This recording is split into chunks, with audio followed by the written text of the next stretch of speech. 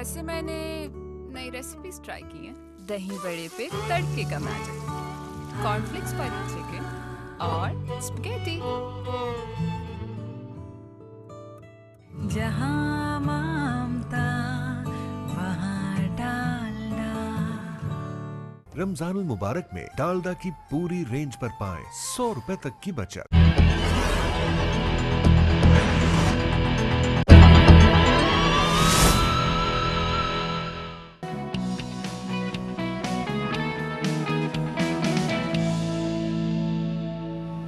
Welcome to शाम रमज़ान और आपको ले चलते हैं लाहौर, जहाँ पर मरीम नवाज़ मीडिया से गुफ्तगू कर रही हैं। तो अच्छा था, लेकिन मैं पीपल्स पार्टी मेरा हदफ नहीं है। मैं अपने अहदाफ बहुत सोच समझ के और पॉलिटिकली बड़ा स्ट्रैटेजाइज़ करके अपने अहदाफ मुकर्रर करती हूँ। उसमें पीपल्स पार्टी कहीं शामिल नहीं है। मेरा एक बिलावल भुट्टो साहब के साथ अच्छा ताल्लुक़ है, पीपल्स पार्टी के दूसरे मेंबरान के साथ मेरा एक अच्छा ताल्लुक़ है और मैंने एक वादा पाकिस्तान के अवाम से किया था कि जो मुझे उस दिन कहना पड़ा सेनेट के लिए बाप से जो वोट लिए थे, वो मैंने कहा। वो एक असूल की बात है, वो किसी की ज़ात पर हमला नहीं था, वो किसी पार्टी पर हमला नहीं था, वो एक असूल की बात थी जो मुझे करनी पड़ी, क्योंकि पीडीएम को के जो बयानिया था उसको उससे नुकसान पहुंचा। और लेकिन मैं और जो डिवाइडेड अपोजिशन थी उसका तासुर गया, जो कि नहीं जाना चाहिए था। लेकिन इस बात को मैं इससे ज़्यादा और बढ़ाना नहीं चाहती। अवाम इसको देख रहे हैं, कौन क्या कर रहा है, कौन सी पार्टी क्या डिसाइड कर रही है, ये जवाब उसको ख़ुद देना पड़ेगा और अवाम को देना पड़ेगा। एहतसाब अवाम करेंगे।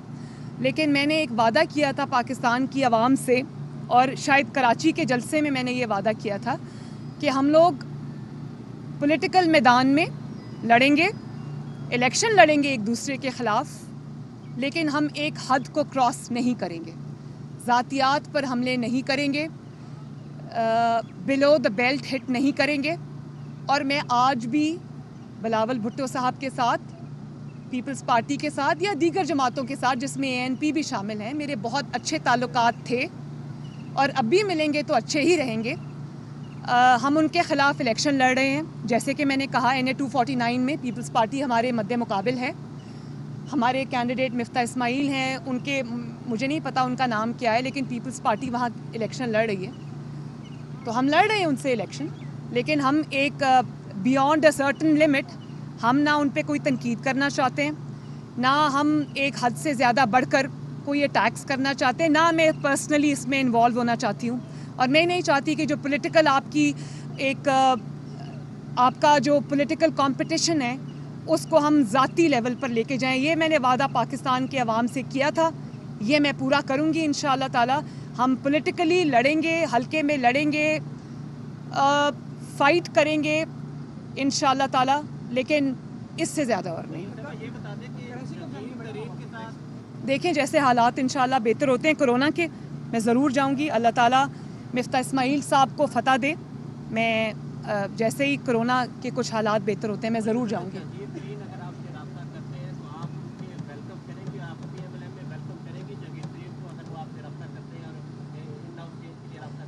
भाई मुझसे क्यों रब्ता करेंगे? वो मियाँ साहब से रब्ता अगर करेंगे तो मियाँ साहब बात करेंगे, शहबाज साहब से रब्ता करेंगे तो शहबाज साहब बात करेंगे। मेरा तो उसके बाद नंबर आता है ना कहीं।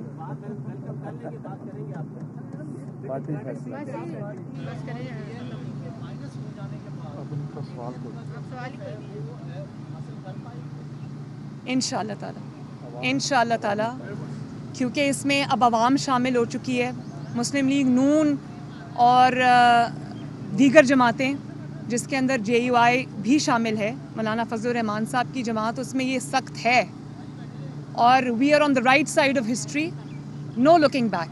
थैंक यू वेरी मच जी। मरीम नवाज इस वक्त लाहौर में मीडिया से बातचीत कर रही थी और उनका कहना था कि पीपल्स पार्टी उनका हदफ नहीं है। साथ ही उन्होंने कहा कि वादा किया था कि सियासी मैदान में एक दूसरे के खिलाफ इलेक्शन लड़ेंगे, लेकिन एक खास हद से एक दूसरे से इख्तिलाफ नहीं रखेंगे। और साथ में सहाफ़ी के सवाल पे जवाब भी दिया कि we are on the right side of the history, so no looking back. और साथ में PDM के हवाले से भी उन्होंने बात की और साथ ये भी वादा किया कि जैसे ही कोरोना की सूरत हाल बेहतर होगी وہ کراچی ضرور آئیں گے اور اس حلقے کا دورہ ضرور کریں گی. گو کہ انہوں نے آج کراچی آنا تھا لیکن صورتحال کی وجہ سے اپنا دورہ ملتوی کر دیا. ٹاپ سٹوریز پہ نظر ڈال لیتے ہیں.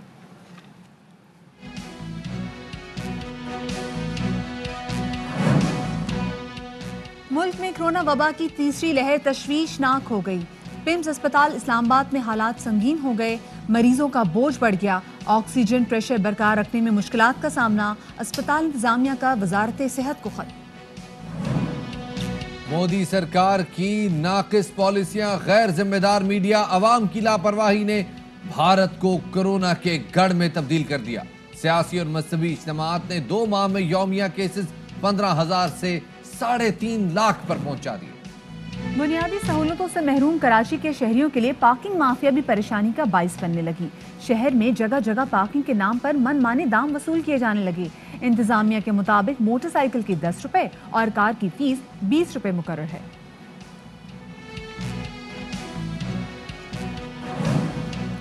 چھوٹے جنگلوں سے شہر کا منزل تبدیل کرنے کا دعویٰ. کراچی میں سڑکوں اور شاہراہوں کو سرسبز و شاداب بنانے کے لیے شجر کاری مہم کا آغاز. ایڈمنسٹریٹر کراچی کے مطابق سول سوسائٹی اور فلاحی اداروں سے مل کر اب تک ہزاروں درخت لگائے جا چکے ہیں. سب سے پہلے شو میں بات کریں گے کرونا کے حوالے سے, اور ایسا لگ رہا ہے کہ کرونا کی سچویشن ہاتھ سے دن بدن نکلتی چلی جا رہی ہے, کیونکہ صرف کل کے دن 157 افراد جاں بحق ہوئے ہیں کرونا کی وجہ سے, اور ساتھ میں تقریباً 6,000 لوگوں میں اب کووڈ کی تشخیص ہوئی ہے. جی جناب, اب تک کی جب سے پاکستان میں کرونا وائرس آیا ہے, گزشتہ 24 گھنٹے کرونا وائرس کے حوالے سے سب سے زیادہ ہلاکت خیز رہے ہیں. اس سے پہلے جون میں 155 افراد ایک دن میں جاں بحق ہوئے تھے, جس کے بعد اب یعنی 24 اپریل کو 24 گھنٹے میں 157 افراد کے جاں بحق ہونے کی تصدیق ہوئی ہے. یہ تعداد بھی اب کچھ کم ہوئی ہے, کیونکہ اس سے پہلے جب NCOC نے صبح ٹویٹ کیا تو اس میں 173 افراد کے جاں بحق ہونے کی تصدیق کی گئی تھی, لیکن بعد میں وہ ٹویٹ ڈیلیٹ کر دیا گیا. اصل اعداد و شمار آپ کے سامنے ہم رکھ رہے ہیں اور گاہے بگاہے اس حوالے سے آپ کو آگاہ کر رہے ہیں. اس کا مطلب کیا ہے؟ مطلب یہ ہے کہ اس وقت ملک کا ہیلتھ سسٹم بہت شدید پریشر میں ہے. ملک کے ہیلتھ سسٹم میں اب اتنی گنجائش نہیں ہے کہ وہ مزید مریضوں کو برداشت کر سکے, کیونکہ بار بار یہ کہا جا رہا ہے کہ جو 90% جو وینٹیلیٹرز ہیں وہ آلریڈی آکیوپائڈ ہیں, اور آپ یہ سوچیں کہ ابھی ملک میں اور دیگر بیماریاں بھی ہیں, لوگوں کو دیگر پیچیدگیوں کے لیے بھی ان وینٹیلیٹرز کی ضرورت ہے.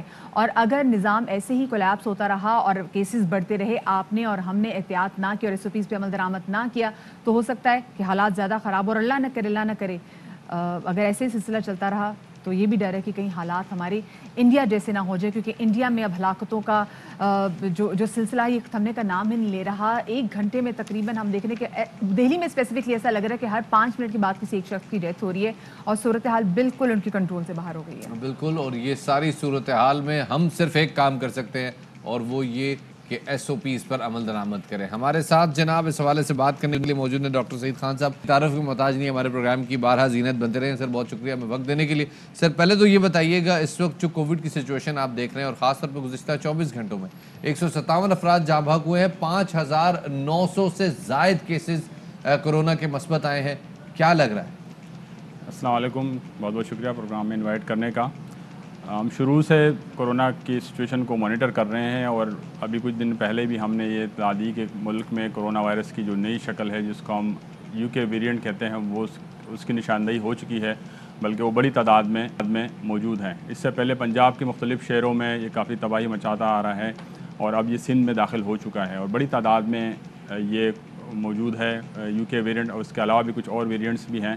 ان ویریئنٹس کا جو پھیلاؤ ہے بہت تیزی سے ہوتا ہے. باقی جو اب تک کے کرونا وائرسز تھے وہ بہت اپنے طریقے سے پھیل رہے تھے, نسبتاً سلو پھیل رہے تھے.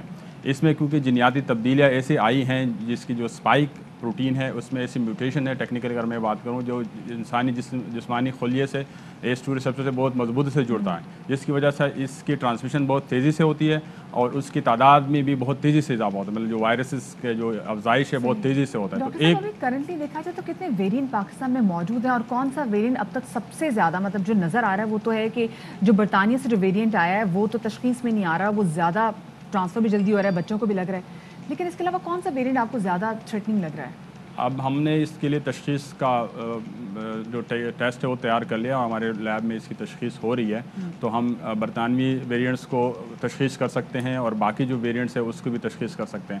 اب تک جو ہم نے اسٹڈی کیا ہے، ہم پورے سال میں جو پچھلے سال سے ہم نے شروع کر کے اب تک ہم نے اس کو اسٹڈی کیا ہے، تو اب تک ہمارے پاس جو یو کے ویریئنٹس ہے وہ 50% سے زیادہ جو پازیٹیو کیسز اس میں ہمیں یہ ملا ہے، تو یہ اس سے آپ اندازہ لگا سکتے ہیں 50% سے زائد لوگوں میں یو کے ویریئنٹس ہے۔ تو اور اس کو آپ پریکٹیکلی بھی دیکھیں تو پچھلے کچھ ہفتوں سے پہلے ہمارے سنگل ڈیجٹس میں تھے، ہمارے پازیٹیو کیسز سنگل ڈیجٹس میں تھے، اب جو ہے آپ بہت کم ٹائم میں بہت جلدی آپ ڈبل ڈیجٹس میں چلے گئے اور یہ مسلسل اس میں اضافہ ہو رہا ہے، تو اس سے آپ اندازہ لگا سکتے ہیں کتنی تیزی سے یہ پھیل رہا ہے، اور جتنی تیزی سے یہ پھیل رہا ہے بہت زیادہ لوگوں کو متاثر کر رہا ہے۔ اب مجھے یہ بات بتائیے گا سر، اس وقت ویسے بھی ہمارا ہیلتھ سسٹم انڈر پریشر ہے، ہم کہہ رہے ہیں کہ ہمارے آکسیجن جو ہے وہ تقریباً 91% آکسیجن ہماری کنزیوم ہو رہی ہے، اس کا کیا مطلب ہے کہ کیا ہاسپٹل میں آکسیجن اویلیبل نہیں ہے، یا ابھی بھی کوئی گنجائش ہے، یا ابھی بھی حالات قابو میں ہے، کیا مطلب ہے اس کا؟ اس وقت تو جو کرنٹ پیشنٹ ہے اس کے لیے قابو میں ہے، لیکن جس طرح آپ نے انٹرو میں بتایا اور انڈیا کی سچویشن بتائی، پھر ہم نے پنجاب کا بھی جائزہ لیا کہ پنجاب میں کیسز کتنے بڑھ گئے تھے، تو خدشہ ہے کہ اگلے 2 ہفتوں میں جب کیسز بہت فل فلیج ہو جائیں گے اس حساب سے پھر ہم بالکل پینک سچویشن میں چلے جائیں گے، تو وہ پھر ہمارے پاس کرائسس آگے سامنے ہیں، اور مسلسل اسی چیز پہ ہم زور دیتے آ رہے ہیں کہ ایس او پیز پہ خدا را عمل کریں، ایسا نہ ہو کہ پھر ایس او پیز پہ عمل کرنا بھی کسی فائدے آپ کو نہیں پہنچا پائے، جب آپ وینٹیلیٹر پہ خدا نخواستہ چلے جائیں تو اس ایس او پی پہ عمل کریں کوئی فائدہ نہیں۔ ہم بازاروں کی سچویشن ابھی بھی دیکھ رہے ہیں، لوگ باہر نکلے ہوئے بارہا بات کی جا رہی ہے کہ بھی ماسک پہنے، صورتحال بگڑتی چلی جا رہی ہے، لیکن لوگ بھی کائنڈ آف ایک طرح سے تھک گئے ہوئے ہیں، کیونکہ وہ ایک پورا سال ہو گیا، لوگ کہتے ہیں خود کو کتنا دبا کے رکھیں، تو ہم نے دیکھا ہے اور اسی وجہ سے کیسز بھی بڑھے۔ یہ جو ویریئنٹس ڈفرینٹ قسم کے ہمارے مارکیٹ میں آ گئے ہیں، اور جو ہمارے ساتھ میں ویکسینیشن کا بھی عمل شروع ہوا ہے، کیا تمام تر ویریئنٹس کو ایک طرح سے کیٹر کر رہی ہے؟ بالکل، میں اکثر کہتا ہوں کہ ویکسین پروٹیکٹ نہیں کرتی، ویکسینیشن پروٹیکٹ کرتی ہے، تو اگر ہم صرف ویکسین کی بات کریں اور ویکسینیشن نہ کرائیں، لوگ ویکسین نہ لگائیں، تب تک وہ پروٹیکٹڈ نہیں ہے، لیکن اب تک ہمارے پاس جتنے بھی ویریئنٹس ہیں جو ہمارے پاکستان میں ویکسین ہے، اسپیشلی جو سائنو فارم ہے، وہ کمپلیٹ وائرس پہ بیسڈ ہے، تو یہ اب تک پروٹیکشن دے رہے ہیں، ایسے کوئی اطلاعات نہیں ہے کہ یہ ویریئنٹس اس سے بچ سکتا ہے، تو لیکن ویکسینیشن جب لگے گی نہیں تو ویکسین فریج میں تو کام نہیں کر سکتی جب تک وہ انسان لگے گی نہیں، تو کتنا ڈر ہے کہ جیسے بار بار برطانیہ میں بات کی جا رہی تھی کہ وہاں پر انڈین ویریئنٹ آ گیا ہے اس کووڈ کا، سو کیا پاکستان میں بھی خدشات ظاہر کیے جا رہے ہیں کہ پاکستان بھی انڈین ویریئنٹ موجود ہو؟ جو انڈین ویریئنٹس ہے اس کو اگر ہم دیکھیں تو اس میں مکس اپ ہے، 3 وائرسز کا مکس اپ ہے، اتنا خوفناک ہے، اتنا یہ خوفناک ہے کہ وہ تینوں وائرس انڈیویجولی خطرناک تھے، اب تینوں کا مکس ایک میں چلا گیا، اس میں کیلیفورنیا کا میوٹیشن موجود ہے، اس میں آپ کا ساؤتھ افریقہ کا موجود ہے، اور یو کے کا بھی موجود ہے، تو یہ ایک جگہ مکس ہو گئے، اب اس سے اس کا جو کمیونٹی افیکٹ ہے وہ بڑا جو ہے ڈینجرس سامنے آ رہا ہے۔ اب تک پاکستان میں اس کی اطلاعات نہیں ہے، لیکن ابھی بھی ہمارے پاس ٹائم ہے کہ ہم بارڈرس کو بالکل کریں، اپنے آمد و رفت وہاں محدود کریں اور ایس او پیز پہ اسٹرکٹلی عمل کریں، پھر ٹیسٹنگ سسٹم کو اور امپروو کریں کہ بھئی ہم ویریئنٹس کو فوری طور پہ آئیڈینٹیفائی کریں۔ جس طریقے سے آپ دیکھ رہے ہیں ڈیتھس بڑھتی جا رہی ہیں، آج 157 افراد جاں بحق ہوئے، آپ کو لگتا ہے کہ سختی کرنی چاہیے یا ہمیں لاک ڈاؤن کی طرف چلے جانا چاہیے، کیونکہ اب رمضان ہے، عید کی شاپنگ ہے، گیٹ ٹوگیدرز ہیں، ہم کیسے بچ سکتے ہیں؟ ہمارے پاس کوئی چارہ نہیں ہے، کیونکہ ویکسینیشن لمبا پروسیس ہے، اس میں سالوں لگیں گے، اگر آپ ویکسینیشن کا انتظار کریں گے اس کا رزلٹ کا تو اس میں تو سال لگے، تب تک بہت تباہی مچ چکی تھی، تو اس وقت فوری طور پہ جو میں کہہ رہا ہوں کہ ایمرجنسی میں اب جو گورنمنٹ اسٹیپ لے سکتی ہے وہ لاک ڈاؤن اور محدود کرنا ہے، جس کو اسمارٹ لاک ڈاؤن کہہ رہے ہیں، وہ فوری طور پہ کرنا چاہیے، ادروائز یہ ہمارے قابو سے باہر ہو جائے گا، تب کچھ جو ہے ہم کچھ نہیں کر پائیں گے۔ بالکل سر، ایک نقطے سے بھی اس پہ جو اختلاف نہیں کیا جا سکتا، اور بالکل درست بات ہے جی کہ ویکسین لگنے میں تو بہت ٹائم لگ جائے گا، آپ خود احتیاط کریں۔ بہت شکریہ جی، ڈاکٹر سعید ہمارے ساتھ موجود تھے۔ خواتین و حضرات، ایک اہم خبر شامل کرتے ہیں، وفاقی وزیر اسد عمر کی زیر صدارت NCOC کا اجلاس، جس میں کرونا کیسز، اسپتالوں کی صورتحال اور ایس او پیز پر عمل درآمد پر غور کیا گیا۔ اسی والے سے مزید تفصیلات جانیں گے، ہمارے نمائندے جہانگیر خان ہمارے ساتھ موجود ہیں۔ جہانگیر، اور کیا کچھ کہا گیا ہے اس میٹنگ میں؟ دیکھیے، آج اس اجلاس میں کچھ اہم باتیں یہ زیر بحث آئی ہیں کہ ملک میں شہریوں کی جانب سے کرونا ایس او پیز پر جو عمل درآمد ٹھیک سے نہیں ہو رہا، اس سے صورتحال گھمبیر ہوتی جا رہی ہے۔ NCOC کو بریفنگ میں بتایا گیا ہے کہ چین سے آج سائنو فارم ویکسین کی 5 لاکھ ڈوزز لے کر پاک فضائیہ کا خصوصی طیارہ اسلام آباد پہنچے گا۔ اس اجلاس میں بریفنگ کے دوران یہ بھی بتایا گیا ہے کہ جن شہروں میں کرونا کیسز کی جو صورتحال ہے وہ گھمبیر ہوتی جا رہی ہے، یا ان اضلاع میں جہاں پر یا تو مثبت کیسز کی شرح بڑھ رہی ہے یا پھر وہاں کے ہیلتھ سسٹم پر بوجھ پڑتا جا رہا ہے، تو ان اضلاع میں پھر لاک ڈاؤن کا نفاذ ناگزیر ہو جائے گا اور حالات خرابی پر ہائی رسک شہروں میں لاک ڈاؤن لگانا پڑ سکتا ہے۔ ताहम एनसीओसी की जानिब से ये बात वाज़ेह की गई है कि लॉकडाउन के निफाज का जो फैसला है वो फरीकैन की बाहमी मुशावरत से ही होगा। इसके साथ साथ ऐसा बताया गया है कि लॉकडाउन से वबा का फैलाव रोकने की कोशिश की जाएगी और मुजवज़ा पाबंदियों में मार्केट, मॉल्स, गैर ज़रूरी सर्विसेज की बंदिश शामिल होगी। तालीमी इदारों और इंटरसिटी ट्रांसपोर्ट को भी बंद किया जाएगा। एनसीओसी को बताया गया है कि मुल्क में हालिया जो पाबंदियां आयद की गई हैं एनसीओसी की जानिब से, उन पर अमल दरामद के लिए पाक फौज, एफसी और रेंजर से बवक्त ज़रूरत ताउन लिया जाएगा और सूबों की दरख्वास्त पर कानून नाफिज करने वाले इदारे सूबों को ताउन फराहम करेंगे। एनसीओसी ने बैनुल सूबाई ट्रांसपोर्ट पर हफ्तावार 2 दिन की बंदिश की जो पाबंदी है उसकी मुद्दत में 17 मई तक तोसी का भी फैसला किया है। एनसीओसी ने 60 साल से जायद उम्र के जो अफराद हैं उनको वॉक इन वैक्सीनेशन सहूलत देने का भी फैसला किया है। एनसीओसी के इस इजलास में अस्पतालों को ऑक्सीजन गैस की जो सप्लाई है उसकी जहांगीर ने बताया कि क्या सिर्फ इंटरसिटी बस सर्विस के हवाले से बात ही की गई है या फिर फ्लाइट ऑपरेशन भी मुअत्तल हो सकता है हफ्ते में 2 दिन?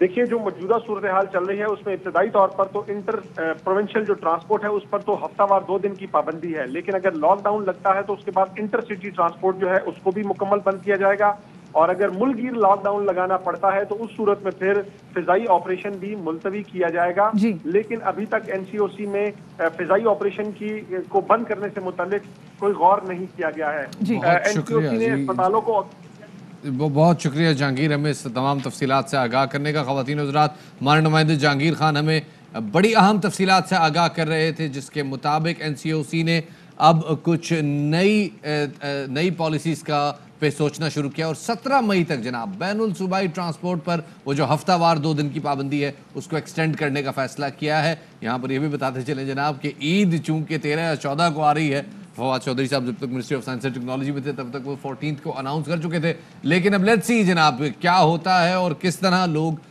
इस मामले पर आगे बढ़ते हैं। फिलहाल जनाब आपको लिए चलते हैं भारत, और भारत बहुत कड़ी मुश्किल में है क्योंकि कोरोना की वजह से वहाँ पर इस वबा ने तबाही मचा दी है।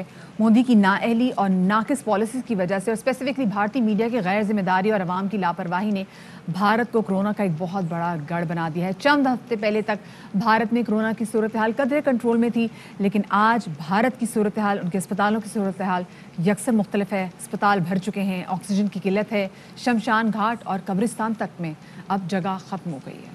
ये सारा मामला हमारे लिए कुछ मैसेजेस भी छोड़ रहा है। भारत ने ऐसा क्या किया कि जिसके बाद आज भारत दुनिया में कोरोना हेडक्वार्टर बन गया है? आइए जानते हैं।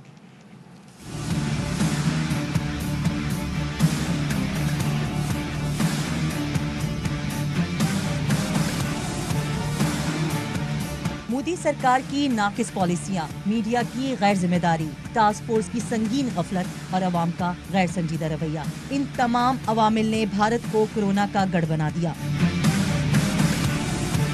2 माह में भारत में यौमिया केसेस 15,000 से बढ़कर 3 लाख तक पहुंच गए। फरवरी से लेकर अप्रैल तक भारत में कोरोना वायरस के केसेस में ड्रामाई अंदाज में इजाफा हुआ। फरवरी में हालात काबू में थे।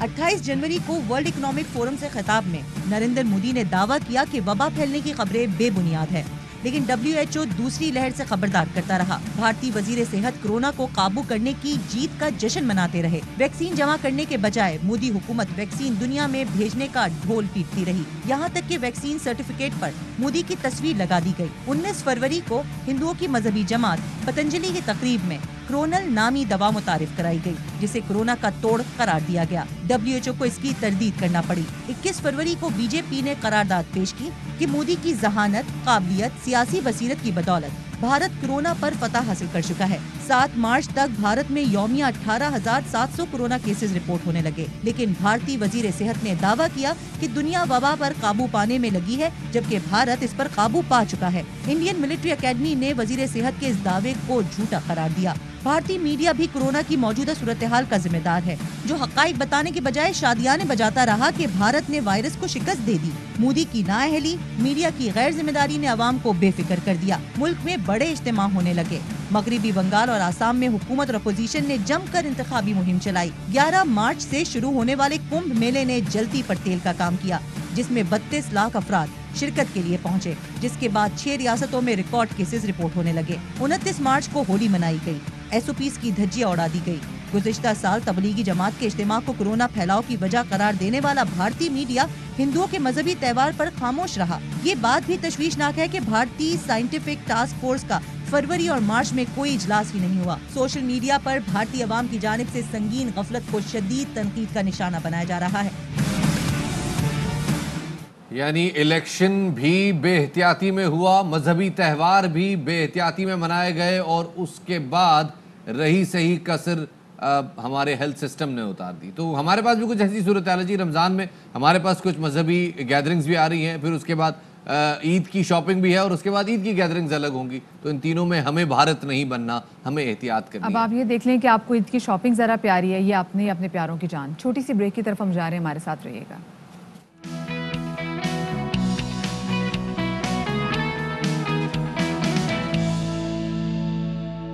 बैक टू शाम रमज़ान और ब्रेक के बाद आपको अहम दिन खबर देते चलें। कोयटा में होटल धमाके के हवाले से केस में खुदकुश बमबार गैर मुल्की था। पुलिस ज़राई कहती है कि खुदकुश बमबार के आज़ाद DNA के लिए भिजवा दिए गए हैं और इसका रिकॉर्ड नादरा के डेटाबेस में मौजूद नहीं है। इस हवाले से बात करने के लिए हमारे नुमाइंदे मंजूर अहमद हमारे साथ मौजूद हैं। जी मंजूर, बताइएगा मजीद क्या तफसीलात आई हैं? में जो निजी होटल में खुदकुश धमाका हुआ उस हवाले से तफ्तीश और तहकीकात का सिलसिला जारी है। जो खुदकुश बमबार जिसके अज़ा जो है वो जाए वकुआ से इकट्ठे किए गए थे, उनको DNA टेस्ट के लिए और फ्रांसिक के लिए भिजवाए गए थे। इस रिपोर्ट के दौरान जो है ये पता चला है कि नादरा के डेटाबेस में इस शख्स का रिकॉर्ड मौजूद नहीं है, जिस पर तफ्तीशी हुकाम का ये कहना है कि ये शख्स गैर मुल्की था। और इस हवाले से जो दीगर तहकीकात के जो किए गए हैं, जो काम है उनका ये शुबा जाहिर कर रहे हैं कि मुमकिन तौर पर ये जो खुदकुश बमबार है ये अफगान बाशिंदा था।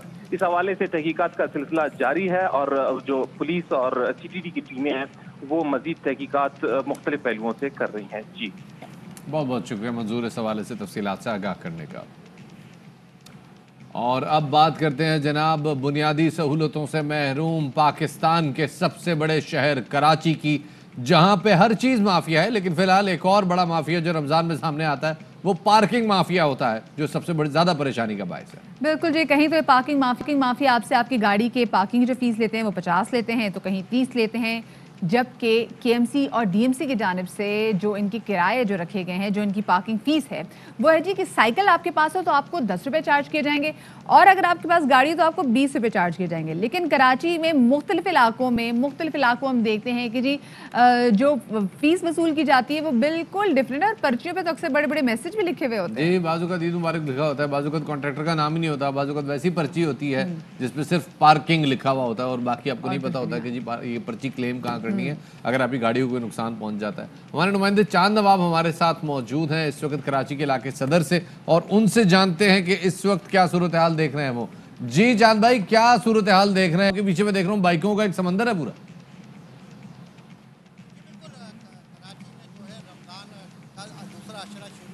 ईद की शॉपिंग जल्द से जल्द कर ली जाए, लेकिन शहर के अहम शहराबाद के घर में मौजूद हूँ। सदर जेविसा स्ट्रीट है, तारिक रोड है, राशिद मिलाद रोड है, गुलशन इकबाल है, लांडी है, कोरंगी है। पार्किंग गैर कानूनी बना दी गई है, डबल पार्किंग। आपसे कोशिश करते हैं दोबारा राब्ता करें। फिलहाल ख़वातीन हज़रात आपको बताते चलें कि कराची के किसी एक इलाके का मसला नहीं है ये पार्किंग का। कराची का इलाका सदर हो वहाँ पार्किंग का इशू है, आप तारिक रोड पे आए वहाँ पार्किंग का, आप हैदरी चले जाएं, जोड़िया बाजार चले जाएं, क्लिफ्टन चले जाएं, आप कहीं भी जाएंगे पार्किंग का इशू वहाँ पर होगा। और वहाँ पे जो पार्किंग फीस वसूल कर रहे होंगे उनकी जो फीस है वो भी बड़ी वेरी करती है। डिफरेंट इलाकों में मुख्तलिफ रकूम जो है वो वसूल की जा रही हैं इस पार्किंग फीस की मद में। कहीं तो 30 रुपये लिए जाते हैं, कहीं 50 रुपये लिए जाते हैं, कहीं 10 रुपये लिए जाते हैं, कहीं 20 रुपये लिए जाते हैं। लेकिन असल में जो फीस है वो आज हम आपको बता देते हैं कि अगर आपके पास साइकिल हो यानी मोटरसाइकिल हो तो आपसे 10 रुपये वसूल किए जाएंगे और अगर आपकी गाड़ी आपको पार्क करनी है तो आपसे वसूल किए जाएंगे 20 रुपये। यहाँ मैं अपने तमाम नाजरीन को भी बताता चलूँ, अगर आपके पास 50 का नोट है, 100 का नोट है, तो आप जब पार्किंग वाले को देंगे वो कभी वापस ही नहीं देता, वो कहते जी थैंक यू। तो चांद भाई हमारे साथ मौजूद है, उनसे जरा पूछते हैं कि ये जो बाइकों का समंदर आपके पीछे में नजर आ रहा था, ये किस ज़मीन में खड़ी हैं बाइक्स यहाँ पे, क्या मसला है इनका? जी बिल्कुल, शहर में जगह जगह गैर कानूनी पार्किंगें अलॉट कर दी गई हैं।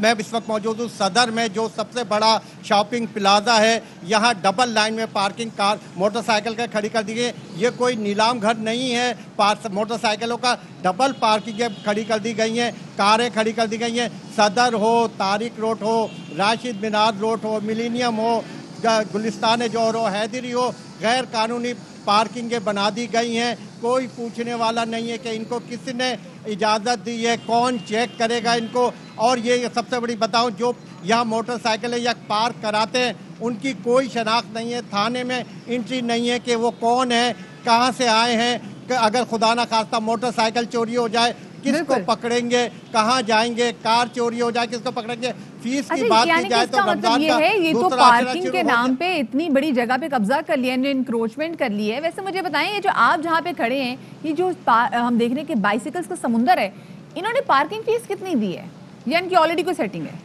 जी बिल्कुल, जी देखें, जो पार्किंग फीस है अभी दूसरा अशरा है तो मोटरसाइकिल 20 से 30 रुपए, कार जो है 50 रुपए। रमज़ान के तीसरे अशरे में जो है 50 रुपए और 60 रुपए वसूल।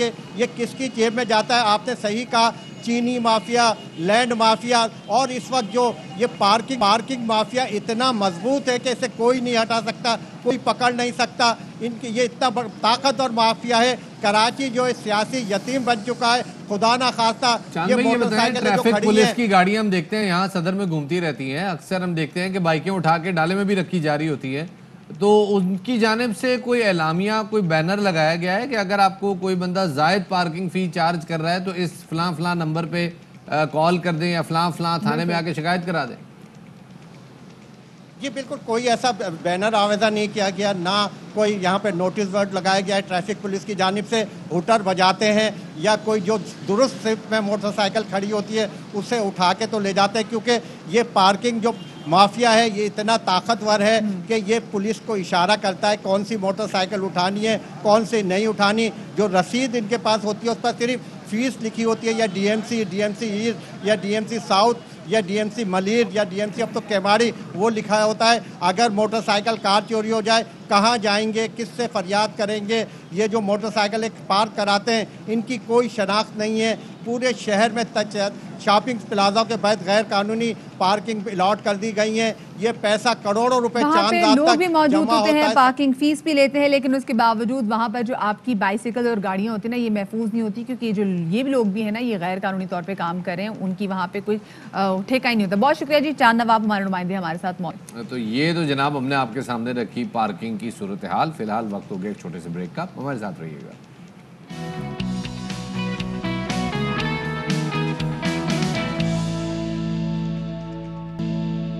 ब्रेक के बाद खुशामदीद कहते हैं जनाब शाम रमज़ान में आपको। और अब आपको लिए चलते हैं लाहौर। और जब लाहौर का जिक्र आता है जनाब तो एक इमारत जहन में आती है जो लाहौर की सकाफत की शनाख्त है।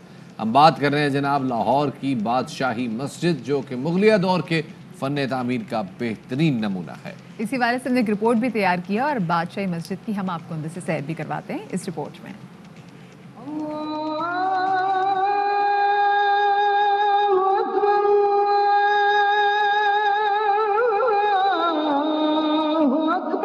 कदीम लाहौर के रोशनाई गेट के साथ और शाही किला के सामने वाक़ई बादशाही मस्जिद की तामीर 1671 में मुगल बादशाह औरंगजेब आलमगीर ने जामिया मस्जिद दिल्ली की तर्ज पर शुरू की। जयपुर इंडिया से लाए गए सुर्ख संगे मरमर से तामीर शुदा मस्जिद के 76,000 मुरब्बा फुट वसी और अरीज सहन में 1 लाख अफराद नमाज अदा कर सकते हैं। बादशाही मस्जिद लाहौर जो है, मुगल बादशाह हजरत औरंगजेब आलमगीर रहमतुल्लाह अलैह इस मस्जिद के बानी थे। इस मस्जिद को बनाने में तकरीबन कहते हैं कि उस वक़्त 25,000 के करीब लोग जो हैं लगे और 10 साल के अंदर मुख्तलिफ रवायात हैं इसके मटेरियल को भी जो है इकट्ठा किया गया और 1671 में ये शुरू हुई और 1673 में इसको मुकम्मल कर लिया गया। आलीशान मस्जिद को 1799 में रंजीत सिंह और 1849 में बरतानवी हुकूमत ने फौजी मकासद के लिए इस्तेमाल किया। ताहम 1857 की जंग आज़ादी के बाद वायसराय हिंद जॉन लॉरेंस ने बादशाही मस्जिद मुसलमानों के हवाले कर दी। 1939 से 1960 के दौरान मस्जिद की तामीर का काम مکمل کیا گیا۔ 1993 میں یونیسکو نے بادشاہی مسجد کو عالمی ورثے کی فہرست میں شامل کر لیا۔ سنگ مرمر سے بنے 3 گنبدوں اور 4 میناروں سے مزین مسجد کے مین ہال میں 10,000 نمازی بیک وقت نماز ادا کر سکتے ہیں۔ ہال کی مضبوط اور کئی فٹ پر محیط دیواروں میں سرخ اور سفید سنگ مرمر کی دلکش نقش نگاری قابل دید ہے۔ اسلامی سربراہان مملکت سمیت دنیا بھر سے سیاح بھی آتے رہتے ہیں۔ جنتاؤ جو پریزیڈنٹ آف چائنا وہ آئے صدر مشرف صاحب کے ساتھ، اسی طرح طیب اردوغان آئے، اسی طرح جو ولیم ہیں وہ آئے، ان کی اہلیہ آئیں، جون مکین آئے، ہیلری کلنٹن آئیں، اور اسی طرح بھی یو این او کے جو سیکرٹری جنرل ہیں وہ بھی آئے۔ تو میں سمجھتا ہوں کہ یہاں آنا جانا لگا رہتا ہے۔ 22 سیڑھیاں چڑھنے کے بعد مرکزی دروازہ آتا ہے، جس کے بعد 4 چھوٹے میناروں کے درمیان گیلری موجود ہے، جس میں سید المرسلین حضرت محمد مصطفیٰ اور اہل بیت اطہار سے منسوب تبرکات رکھے گئے ہیں۔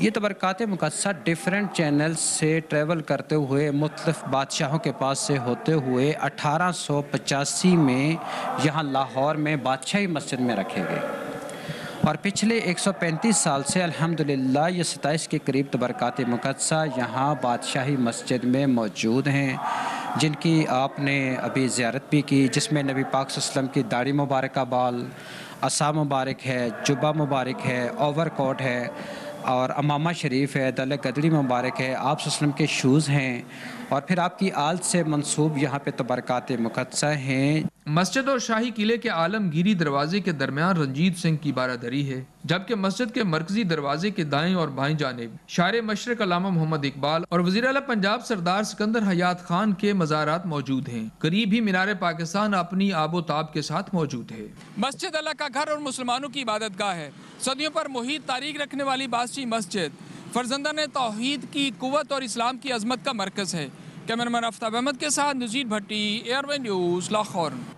بہت شکریہ نذیر بھٹی اتنی کمال رپورٹ کا۔ اور اب کیونکہ دیکھیں افطار کا وقت جو ہے وہ قریب آتا جا رہا ہے، اور اسٹرابریز جو ہیں ہم دیکھ رہے ہیں کہ ان کا اس سے پہلے کہ سیزن آؤٹ ہو جائے تو اچھی بات ہے نا، زیادہ سے زیادہ استعمال کرنا چاہیے، اور آج کی ریسیپی بھی ایسی ہے۔ آج کی ریسیپی بھی جناب اسٹرابری پہ کے ارد گرد ہی گھوم رہی ہے، تو میرا خیال وداؤٹ مچ اڈو آپ کو دکھاتے ہیں۔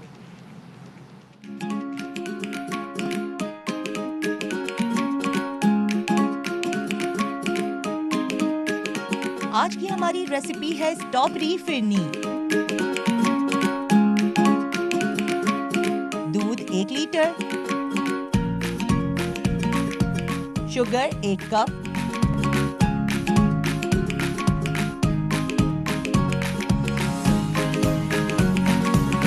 جب دودھ گرم ہو جائے تو اس میں چاول کا پیسٹ ڈالیں اور 10 منٹ تک اچھی طرح پکائیں۔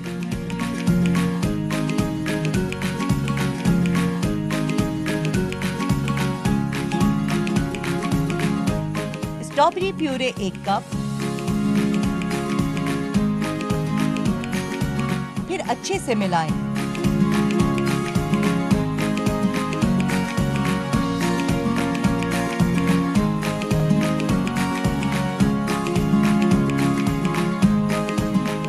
الائچی کا پاؤڈر 1 ٹیبل اسپون،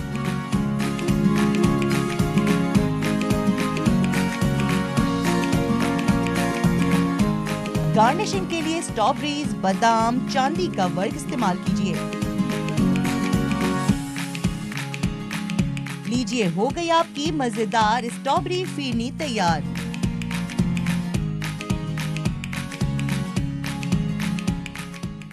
بہترین ہو گیا جی۔ اور آج کل تو لوگوں کو شوق ہوتا ہے کہ گھر میں ڈفرینٹ قسم کی ڈیزرٹ بنایا جائے۔ اسٹرابریز جا رہی ہے، میں بھی کوشش کر رہی ہوں اور آپ لوگ بھی کوشش کریں اس کو پریزرو کر لیں گھر میں، خبی سے خرید کے نا اچھے سے کاٹ کے صاف کر کے فریزر میں رکھ لیں، پھر میں بھی بناؤں گی میرے خیال گودام بنا لیں جی، اس میں تھوڑی سی برفیں شرفیں ڈال لیں، ہو سکتا ہے شاید آپ کو زیادہ ضرورت نہ پڑے۔ بٹ اینی وے خواتین و حضرات، یہ تو حضرات تفنن نے ایک بات اینٹی آکسیڈنٹ ہوتے ہیں اس میں بھائی، مطلب میں تو افطار کے ٹائم بھی اسٹرابری کا جوس خود گھر میں بنا کے پیتی ہوں، پھر لسی میں بھی اسٹرابری ڈال دیتی ہوں کیونکہ اسٹرابری مکھنے والی ہے جی۔ یہ تو بعض اوقات سالن میں بھی اسٹرابری ڈال دیتی ہیں، وہ الگ بات ہے، ہو سکتا ہے، پتہ نہیں انہوں نے وہ سالن کھا لیا، بڑی مہربانی ہے آپ کی۔ یہ دیکھیں یہ جو اسٹرابری سے محبت ہے نا وہ کسی سے پوشیدہ نہیں ہے۔ بٹ اینی وے خواتین و حضرات، اسٹرابری سے محبت کہتے ہیں، ہمیں بھی دیکھتے ہیں، لیکن فی الحال معاملہ یہ ہے کہ آپ سے چھوٹا سا بریک لینا ہے، بریک کے بعد دوبارہ حاضر خدمت ہوں گے، ہمارے ساتھ رہیے گا۔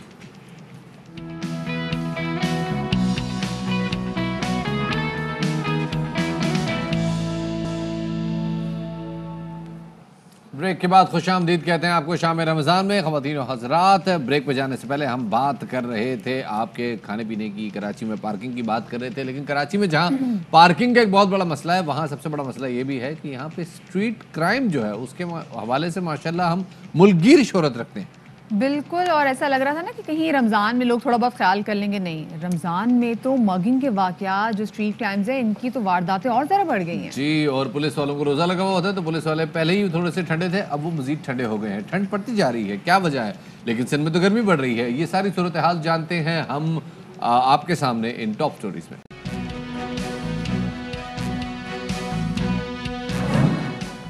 रमज़ान मुबारक में भी जान न छूट सकी। सिंध हुकूमत स्ट्रीट क्राइम रोकने में नाकाम। कराची के शहरी सड़कों पर मौजूद डाकुओं के रहमो करम पर छोड़ दिए गए।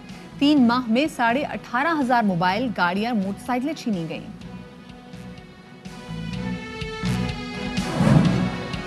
मुल्क भर की इंजीनियरिंग की जामियात में माजूर तलबा को दाखिले न देने का इंकशाफ। इजलास के दौरान सदर ममलिकत का माजूरों के लिए कोटा न रखे जाने पर हैरानी का इजहार।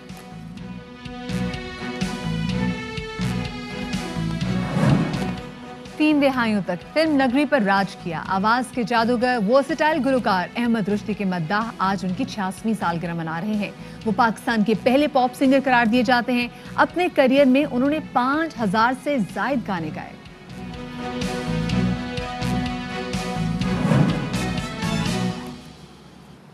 तो जनाब, सबसे पहले तो आपको एक ताज़ा खबर बताते चले। जनाब, नून लीग के ताज़ा रिहा हुए रहनुमा जनाब शहबाज शरीफ को पीडीएम के सरबराह मौलाना फजल रहमान ने फ़ोन किया है और मौलाना फजल रहमान ने शहबाज शरीफ को उनकी रिहाई पर मुबारकबाद दी है और मुबारकबाद देते हुए नेक तमन्नाओं का इजहार भी किया है। शहबाज शरीफ ने मौलाना फजल रहमान का शुक्रिया अदा किया, उनकी खैरियत दरियाफ्त की। दोनों रहनुमाओं का मुल्क की सूरत हाल और पीडीएम एजेंडे से मुतालिक तबादला ख्याल भी हुआ। मौलाना फजल रहमान ने पीडीएम का इजलास बुलाने पर शहबाज शरीफ को एतमाद में लिया और दोनों रहनुमाओं का कोरोना, ऑक्सीजन में कमी और अमवात की शरह में इजहार तशवीश दोनों ने किया। अब जनाब बात करते हैं सिंध की सूरत हाल की। सिंध हुकूमत ने ईद के बाद तमाम शहरियों को कोरोना वैक्सीन लगाने का ऐलान किया है। दूसरी जानिब मुल्क में कोरोना की तीसरी लहर इंतहाई खतरनाक साबित हो रही है और कोरोना केसेस मुसलसल बढ़ रहे हैं। जैसे सिर्फ कल के दिन ही हमने देखा 157 अफराद कोरोना की वजह से जाँ बहक हुए हैं। सिंध में भी जो हालात हैं वो इत्मीनान बख्श नहीं हैं। पंजाब में भी सूरत हाल काफ़ी ज़्यादा कशीदा है, लेकिन सिंध में जो वज़ीर सेहत हैं डॉक्टर अजरा पचेहू, उन्होंने इंकशाफ किया कि कराची में कोरोना की नई किस्म तेज़ी से फैल रही है और सूबाई वज़ीर सेहत ने कोरोना की बिगड़ती हुई सूरत हाल के हवाले से एक वीडियो पैगाम जारी किया, जिसमें उन्होंने शहरियों से दरख्वास्त की है कि वो एहतियाती तदाबीर पर सख्ती से अमल दरामद करें। और वज़ीर आला सिंध मुराद अली शाह के मुताबिक कराची में 24 घंटों के दौरान कोरोना के 388 नए केसेस रिपोर्ट हुए हैं, जिसके बाद अब सिंध में मुतासर अफराद की तादाद है वो 1,93,008 तक पहुँच गई है। उनका कहना था कि सिंध में कोरोना के 397 मरीजों की हालत तशवीशनाक है, जबकि 47 मरीज़ वेंटिलेटर्स पर हैं। और इसी हवाले से कोशिश करते हैं जनाब रब्ता करें वज़ीर सेहत सिंध जनाब अजरा पचेहू साहब से। बहुत शुक्रिया जी हमें वक्त देने के लिए। पहले तो ये बताइएगा, सिंध में कोरोना के हवाले से हम सूरत हाल देख रहे थे, पहले वैक्सीन आई, फिर अचानक गायब हो गई, फिर उसके बाद आई और अब कहा जा रहा है कि तमाम शहरियों के लिए ईद के बाद वैक्सीन दस्तयाब होगी। क्या सूरत हाल है सर? देखिए, 5,62,000 के करीब हमें डोजेस मिले थे वैक्सीन के, जिसमें से 4 लाख डोजेस खर्च हो चुके हैं। अभी कुछ और वैक्सीन के डोजेस आने वाले हैं, 1.5 लाख के करीब और आएंगे और उसके बाद दोबारा एक और किस्त भी आने वाली है। लेकिन ये जो डोजेस हैं ऑब्वियसली नाकाफ़ी हैं, लेकिन प्रॉब्लम यही है कि मैन्युफैक्चरिंग दुनिया में हो रही है, लेकिन डिमांड उसकी इतनी है कि सप्लाई उसको मीट नहीं कर पा रही। इस वजह से हमें भी दिक्कत हो रही है, हम वैक्सीन प्रोक्योर नहीं कर पा रहे और यही हमारा मसला हो रहा है। और जब तक वैक्सीन हमारे 70-80% लोगों को नहीं मिल जाती, हमारे लोगों में हर्ड इम्यूनिटी नहीं आएगी और कोविड इसी तरह फैलता रहेगा। इस साल ऐसा ज़रूर हो कि 70% अफराद को वैक्सीन ज़रूर लग सके, लेकिन जैसे सिंध में बात की जा रही है कि ईद के बाद यहाँ तमाम शहरियों को वैक्सीन लगने का आगाज़ हो जाएगा, सो इस हवाले से भी कुछ बताइएगा। NCOC ने ये भी इतला दी है हमें कि शायद ईद अभी अनकरीब ही ये सबके लिए खोल दें और जो जितनी भी लोग हैं किसी भी उम्र के हों उनको वैक्सीन लगा सकते हैं हम लोग, लेकिन अब तक उनकी ये हमें इंटीमेट नहीं किया उन्होंने अब तक, और ये 50 साल से बड़ी उम्र के लोगों को हम लगा रहे हैं और मुतवातर लगाते रहेंगे, और हम कोशिश करेंगे कि दूसरे लोगों के लिए भी जो उससे यंगर ग्रुप है उसके लिए भी हम NCOC से बात करते रहें ताकि उन्हें भी हम लगाएं, क्योंकि ये क्या है कि अभी जो लगाना चाहता है उसे तो हम लगा नहीं रहे, जो लगाना नहीं चाहता उसे कह रहे हैं कि लगाओ, तो ये मसला हो रहा है हमारे लिए। तो हम चाह रहे हैं कि जो लगाना चाहे वो वॉक इन करे सेंटर पे और उसे हम लगा दें, और इंतज़ार न करें कि हाँ रजिस्ट्रेशन वहाँ NIMS में होगी रजिस्ट्रेशन, वो बताएंगे कि अभी ये इन्हें लगाएं इन्हें नहीं लगाएं, ये नहीं होना चाहिए, छोड़ देना चाहिए लोगों पे, वो आके लगवाएं, उनकी रजिस्ट्री कर दें सेंटर पे। बात बिल्कुल, और होना भी ऐसे ही चाहिए, जो लोग लगवाना चाहते हैं वैक्सीन उनको फौरी तौर पे वैक्सीन दस्तयाब होनी चाहिए। ये बताइएगा कि कराची अब से कुछ दिन पहले तक 5%, 5.5% और बड़ी रेयरली आ रहा था कि हम 7% को टच कर रहे थे, फिर अचानक 3-4 दिन पहले ये सूरत हाल डबल डिजिट्स में दाखिल हो गई और अब कराची 13 से 14% के बीच में पॉजिटिविटी दे रहा है। क्या हिफाजती इकदाम उठाए जा रहे हैं इस पॉजिटिविटी रेशो को कम करने के लिए?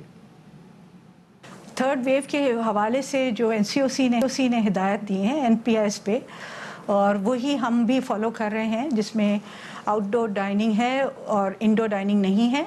आउटडोर डाइनिंग अलाउड है, मूवी हाउसेस और जो है शादी हॉल्स बंद हैं, पब्लिक गैदरिंग बड़े पैमाने पे बंद है। इसमें और जो है यही हिदायत है कि मास्क पहने, हाथ धोएं और वो जो है डिस्टेंसिंग, सोशल डिस्टेंसिंग करें। मैं सिर्फ इसमें ऐड करना चाह रही हूँ एक बात कि बहुत ख़तरनाक मोड़ पे जा रहे हैं हम लोग। हमने 12 प्रोविंसेस ने स्पेशली सिंध प्रोविंस ने कहा है फेडरल गवर्नमेंट को कि आप जो है inter provincial intercity transport, public transport है जो बंद कर दें, और उस काम भी किया जा रहा है। बहुत शुक्रिया जी। अजरा पिचू साहब हमारे साथ मौजूद थी। सिंध में जो सूरत हाल है वो काफ़ी ज़्यादा खौफनाक होती चली जा रही है, और अभी तक तो ये है कि वो लोग जो कि जिनकी उम्र 50 साल है, 50 से 49 जो 50 साल के अफराद हैं उनके लिए भी क्योंकि वैक्सीन का बोल दिया गया था, लेकिन यहाँ पर मसला ये है कि अब जो नया वेरिएंट आ गया है वो बच्चों को भी मुतासर कर रहा है, वो जवान लोगों को भी मुतासर कर रहा है। 20 साल के लोग भी से महफूज नहीं है, 30 साल के लोग भी से महफूज नहीं है। तो अब ये मेक श्योर करना पड़ेगा कि जल्द से जल्द इनको भी वैक्सीन लगाई जा सके। बिल्कुल जनाब, और वैक्सीनेशन बहुत ज़रूरी है, और उससे भी बहुत ज़्यादा ज़रूरी है जनाब कि टेस्टिंग कैपेसिटी बढ़ाई जाए। इसी हवाले से एक अहम खबर शामिल करते हैं। वफाकी हुकूमत का कोरोना टेस्टिंग की यौमिया शरह बढ़ाने का फैसला। ज़राए के मुताबिक वफाक ने सूबों से कोरोना टेस्टिंग की यौमिया सलाहियत में इजाफे की अपील की है। और इसी हवाले से मजीद बात करेंगे, हमारे साथ मौजूद हैं हमारे नुमाइंदे जहांगीर खान। जी जहांगीर। जी बिल्कुल, वजारत कौमी सेहत के ज़राए ने तस्दीक की है कि वफाक की जानिब से सूबों से कोरोना टेस्टिंग की यौमिया सलाहियत में इजाफे की बाज़ाब्ता तौर पर अपील कर दी गई है। अब वफाक की जानिब से सूबों को टेस्टिंग सलाहियत बढ़ाने के लिए इब्तदाई तौर पर टेस्टिंग किट्स भी वफाक फराहम करेगा। वफाक की हिदायत पर NDMA को ये बता दिया गया है कि वो सूबों को टेस्टिंग किट्स फराहम करे, और वफाकी हुकूमत की जानिब से सूबों को जल्द कोरोना टेस्टिंग किट्स की फराहमी का आगाज कर दिया जाएगा, जिसका मकसद सूबों में कोरोना जो टेस्ट हो रहे हैं उनकी यौमिया जो शरह है उसको बढ़ाना है, क्योंकि अगर कोरोना के केसेस उनकी तस्दीक ना हो सके तो वो मर्ज के फैलाव का सबब बन रहे हैं। लिहाजा इस बात पे गौर करते हुए वफाकी हुकूमत की जानिब से सूबों से बाज़ाब्ता तौर पर दरखास्त कर दी गई है, और NDMA को हिदायत करते हुए कोरोना टेस्टिंग किट्स सूबों को जल्द हवाले करने की भी हिदायत की गई है। सूबों को वफाक की जानिब से NDMA जो है वो 5 लाख टेस्टिंग किट्स अपने पास रिजर्व रखेगा, जबकि जो मखसूस तादाद है वो सूबों को फराहम करेगा। इसी हवाले से वफाक और सूबों में PPEs यानी पर्सनल प्रोटेक्टिव जो इक्विपमेंट्स होते हैं, हिफाजती जो आलात होते हैं, उनकी खरीदारी पर भी बातचीत हुई है, और वफाक की जानिब से सूबों से ये रिक्वेस्ट की गई है कि वो PPEs की खरीदारी अपने वसाइल से करें, जिस पर सूबों की जानिब से इत्तिफाक जाहिर किया गया है। और अब मौजूदा जो सूरत हाल है उसमें सूबे अपनी PPEs की खरीदारी खुद करेंगे। जी सही, बहुत शुक्रिया जहांगीर खान आपका तफसीलात से आगाह करने के लिए। تو جناب یہ تو آپ کے سامنے صورتحال رکھی ہم نے کہ کس طرح سے اب ٹیسٹنگ کیپیسٹی بڑھانے کی بات ہوگی. فی الحال ایک اور اہم مسئلے کی طرف نظر ڈالتے ہیں اور وہ ہے جناب کہ ملک بھر کی انجینئرنگ جامعات میں معذور طلباء کے لیے داخلے کا کوٹا مختص نہیں ہے. یہ انکشاف ہوا ہے جناب صدر مملکت ڈاکٹر عارف علوی کی زیر صدارت ملک بھر کے وائس چانسلر کے آن لائن اجلاس میں جس میں نجی اور سرکاری جامعات کے 166 وائس چانسلرز نے شرکت کی. اور اس اجلاس میں جامعہ NED کراچی کے vice chancellor doctor Sarosh Lodhi نے بتایا کہ انجینئرنگ جامعات میں معذوروں کے لیے کوئی کوٹا مختص نہیں ہے، اس لیے انہیں داخلہ نہیں دیا جاتا. انہوں نے ساتھ میں بھی بتایا کہ پاکستان انجینئرنگ کونسل نے 1974 میں ایک پالیسی طے کی تھی کہ جو معذور افراد ہیں ان کے لیے کوئی خصوصی نشست نہیں رکھی جائے گی، جس پر آج تک عمل درآمد ہو رہا ہے. صدر مملکت ڈاکٹر عارف علوی نے انجینئرنگ جامعات میں معذوروں کے لیے کوٹا نہ رکھے جانے اور انہیں داخلہ نہ دینے جانے پر کافی زیادہ حیرانی کا اظہار کیا. پاکستان انجینئرنگ کونسل کے رجسٹرار انجینئر ڈاکٹر ناصر محمود خان نے کہا کہ انجینئرنگ کی جامعات کی جو سنڈیکیٹڈ داخلوں کی معاملے میں بااختیار اور معذوروں کو ہلکے شعبے جن میں جسمانی مشقت نہ ہو داخلہ دینے پر کوئی پابندی نہیں ہے. ویسے اوپن میرٹ کی پالیسی تو رہی ہے اور بڑے شد و مت کے ساتھ رہی ہے، لیکن فی الحال جو دیکھا جا رہا ہے کہ معذور طلبہ زیادہ تر سافٹ ویئر، کمپیوٹر انجینئرنگ اور دیگر شعبوں میں داخلے ان کو دیے جاتے ہیں. تاہم مکینیکل، الیکٹرک، مائننگ اور دیگر سخت شعبوں میں معذوروں کو داخلے نہیں دیے جاتے based on their specific quota. اسی حوالے سے جناب ہمارے ساتھ موجود ہے جناب chairman Pakistan engineering council Javed Saleem Qureshi sahab. انہیں شامل گفتگو کرتے ہیں. سر بہت شکریہ وقت دینے کے لیے. سر یہ بڑی عجیب و غریب سامنے بات آئی ہے کہ جس میں کہا گیا کہ جناب معذور طلبہ کے لیے کوٹا مختص نہیں ہے. اور کیوں نہیں مختص ہوا ان کے لیے کوٹا آج تک؟ انجینئرنگ پروگرام اتنا روبسٹ ہوتا ہے کہ اس کے اندر آپ کو فیلڈز میں جانا پڑتا ہے، چاہے وہ کنسٹرکشن ہو، چاہے ڈیمز ہوں، ٹرانسمیشن لائنیں ہوں، فیکٹریاں ہوں، آپ کے شپ میکنگ ہو، شپ بریکنگ ہو. تو اس لیے اس کے لیے کبھی اس طرح کی کنسیڈریشن سامنے نہیں آئی اور یہ کام جو ہے معذور جو ہوں گے وہ نہیں آ سکتے. لیکن اگر آج کی ہم انجینئرنگ کو دیکھیں تو آج کی انجینئرنگ بدل گئی ہے. آج کی انجینئرنگ کے اندر ڈیزائننگ آ گئی ہے، ویب ڈیزائننگ آ گئی ہے، ماڈلنگ آ گئی ہے، پرفیکشن آ گئی ہے، R&D آ گئی ہے، لیب ٹیسٹنگ آ گئی ہے، آرٹیفیشل انٹیلیجنس آ گئی ہے، روبوٹنگ آ گئی ہے. تو یہ ساری چیزوں کے لیے اب ڈیسک ورک ہو سکتا ہے، میں یہ سمجھتا ہوں.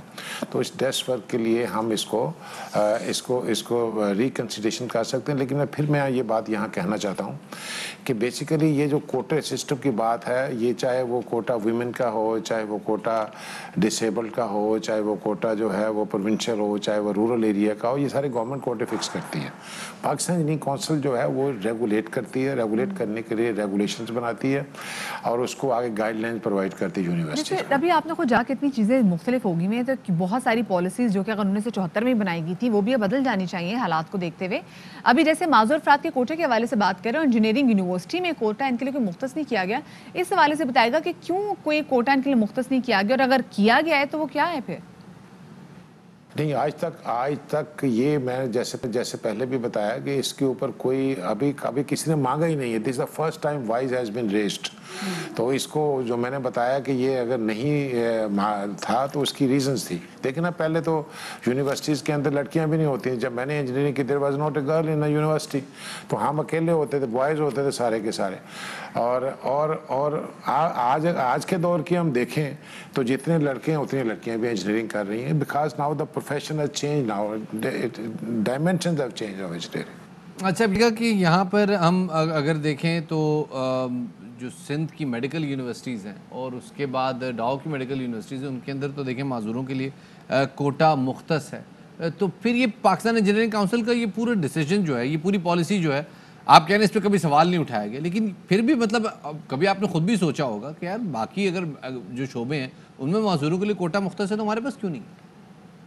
جی، میں نے یہ کہا کہ ہم بالکل صدر مملکت ہمارے وفاق کی نشانی ہے جو انہوں نے بات کی ہے. انشاءاللہ ہم اس پہ بالکل ڈیلیبریٹ کر کے اور اس پہ پازیٹیو اپنا انپٹ دیں گے اور اس انپٹ کی روشنی میں گورنمنٹ لا میکنگ کرے گی اور پاکستان انجینئرنگ کونسل اس کے رولز اینڈ ریگولیشن بنائے گی. بہت شکریہ جی جاوید صاحب موجود تھے. اب کیونکہ اتنے بڑے ایشو کو ہائی لائٹ کیا گیا تو آئی ہوپ کہ آپ کوئی کوٹا مختص ضرور کیا جا سکے تاکہ معذور جو طالبات ہیں وہ بھی انجینئرنگ یونیورسٹیز میں پڑھ سکیں.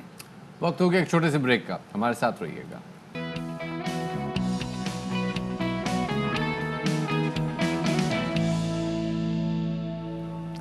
Welcome back after the break. Cancer ایک ایسا ورڈ ہے جو کہ اچھے اچھے لوگوں کی نیندیں اڑا دیتا ہے, کیونکہ کینسر ایک ایسا مرض ہے جو کہ آپ کی جان لے سکتا ہے.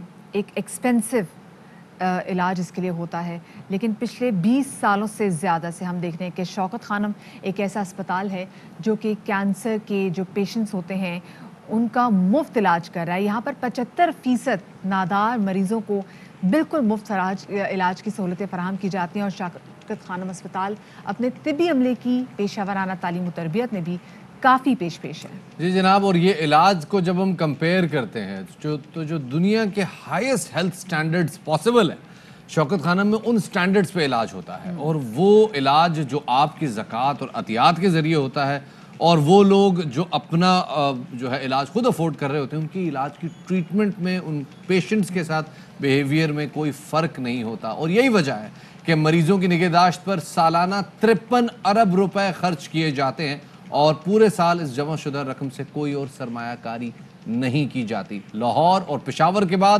اب شوکت خانم ہسپتال کراچی میں آنے والا ہے, اور انشاءاللہ اگر خدا نے چاہا تو یہ ہاسپٹل انشاءاللہ 2023 تک مکمل ہو جائے گا. فی الحال اس اسپتال کے حوالے سے بات کرنے کے لیے ہمارے ساتھ جناب ڈاکٹر محمد عاصم صاحب موجود ہیں. سر کسی تعارف کے محتاج نہیں ہے, ہمارے پروگرام کی زینت بھی بنتے رہے.